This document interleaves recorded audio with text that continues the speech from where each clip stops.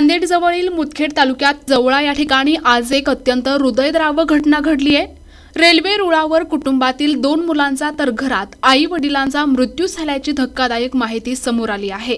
एकाच घरातील 4 जणांचा दुर्दैवी मृत्यू झाल्यामुळे परिसर सुन्न झालाय। बारडपासून जवळ असलेले जवळा मुरार गावातील लखे शेतकरी कुटुंबातील शेतकरी रमेश होणाजी लखे, पत्नी राधाबाई रमेश लखे हे घरातील बाजावर मयत अवस्थेत आढळून आले। त्यांचे 2 मुले बजरंग रमेश लखे आणि उमेश रमेश लखे या दोघांचे मृतदेह मुगट रेल्वे स्टेशन परिसरात रेल्वे रुळावर आढळून आले आहेत।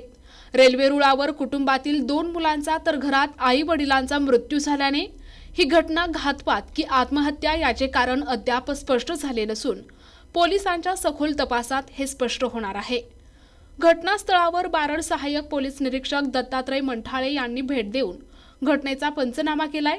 यावेळी पोलीस अधीक्षक अविनाश कुमार, उपविभागीय पोलीस अधिकारी अर्चना पाटील यांनी भेट दिली। मुगट रेल्वे परिसरातील 2 घटनेमुळे काही काळ रेल्वे वाहतूक विस्कळीत झाली होती। एकाच कुटुंबातील 4घांचा मृत्यू ही घटना अत्यंत दुर्दैवी असल्यामुळे सर्वत्र हळहळ व्यक्त केली जात आहे। पोलिसांकडून पुढील तपास सुरू असून घटनास्थळावर फॉरेन्सिक पथकाकडून तपास करण्यात येत आहे। पोलिसांनी मयतांचे मृतदेह पोस्टमॉर्टमसाठी रुग्णालयात पाठवले असून नेमकी घटना कशामुळे घडली आणि लखे कुटुंबातील या घटनेमागील कारण काय याचा सखोल तपास पोलीस करत आहेत। रमेश सोनबाजी लखे रमेश लखे सावंत हा एक त्यांची फॅमिली होती, त्यामध्ये की नवरा बायको आहे आणि तसेच 2 त्यांचे एडल्ट सन होता।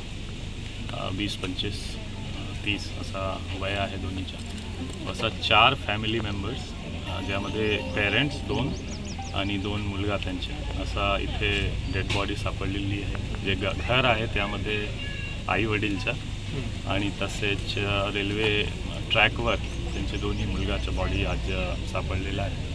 त्यामध्ये प्रथमदृष्ट्या असा दिसतो, मी घरी पण व्हिजिट केला, आमचे सर्व ऑफिसर फॉरेन्सिक डॉग स्क्वॉड आणि आसपास विचारल्यानंतर असा दिसतो एक प्रथमदृष्ट्या की थोडंफार आर्थिक परिस्थिती जास्त चांगली नाही। मातीचं घर आहे आणि खूप जास्त 25x50 इतके छोटासा एक घर आहे आणि काही शेती आहे, पण करणेवाला थोडासा त्यामध्ये जास्त नाही। तसेच जे वडील होता, वडील जवळपास 25-30 वर्षपासून त्यांच्या आजारी पण आहे। हार्टच्या बायपास सर्जरी जवळपास 30 वर्ष पूर्वीच झाला होता आणि काही महिनेपूर्वीसुद्धा काबदे हॉस्पिटल असं सांगत आहे लोक, तिथे पण ॲडमिट होता।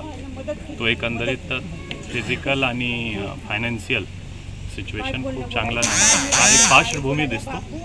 पण आज काय झालेलं आहे ते पोस्टमॉर्टम आणि आमचे अजून तपासमध्ये थोडा जास्त क्लिअरिटी येईल, पण आम्ही ॲक्सिडेंटल डेथ दाखल करू आणि जे काही त्यांच्यावर तपासमध्ये येईल समोर येईल। प्रतिनिधी अमोल टेकले, NTV न्यूज मराठी, मुदखेड, नांदेड।